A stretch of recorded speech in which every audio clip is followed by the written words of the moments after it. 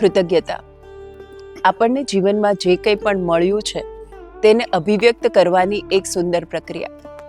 સામાન્ય રીતે આપણા જીવનમાં આપણને જે નથી મળ્યું એની અધૂરપ વધારે ફીલ થતી હોય, અથવા તો ફરિયાદો કે મારા જીવનમાં આવું છે અને નકારાત્મક જે કંઈ પણ જીવનમાં થઈ રહ્યું છે. ખરેખર જ્યારે ફરિયાદો કરીએ છીએ, નકારાત્મકતાને જોઈએ છીએ, આપણી આસપાસ જે અધૂરપ છે એને જોઈએ છીએ, ત્યારે નુકસાન આપણને જ થઈ રહ્યું છે, કારણ કે તે આપણી ઉર્જાને નીચે લઈ જાય છે. કૃતજ્ઞતા એક એવી સુંદર પ્રક્રિયા છે. કૃતજ્ઞતા એ પોતાના જીવનમાં જે કંઈ છે તેના આભાર વ્યક્ત કરવાની પ્રક્રિયા છે. ઘણા લોકો માટે કૃતજ્ઞતા શબ્દ કદાચ નવો હશે, અજાણ્યો હશે. કૃતજ્ઞતા એ લાગણી છે કે જેના દ્વારા આપણે ઈશ્વરને આભાર કહીએ છીએ. કૃતજ્ઞતા વ્યક્તિ પ્રત્યેની હોઈ શકે, પરિસ્થિતિ માટે હોઈ શકે, કોઈ ઘટના માટે હોઈ શકે. જ્યારે કૃતજ્ઞતાની અભિવ્યક્તિ કરીએ છીએ ત્યારે માત્ર એવું નથી કે મારા મમ્મીનો આભાર, મારા ભાઈનો આભાર કે મારા પતિનો આભાર.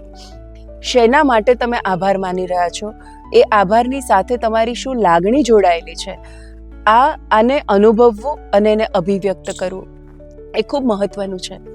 કારણ કે હવે તો વિજ્ઞાન પણ એ સાબિત કરી ચૂક્યું છે અને બહુ બધા ફિલોસોફરે પણ આ ફિલોસોફીને ખૂબ માન્યતા આપી છે કે જ્યારે કોઈ વ્યક્તિ કૃતજ્ઞતામાં જીવતો થાય છે ત્યારે એની ઉર્જા જે છે એ એટલી ઉપર ઉઠે છે.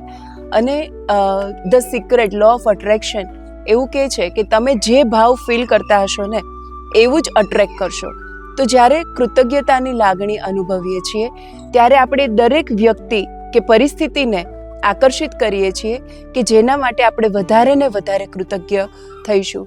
તો જીવનને સકારાત્મકતા તરફ લઈ જવા માટે ખરેખર કૃતજ્ઞતાનો ખૂબ મોટો ફાળો છે.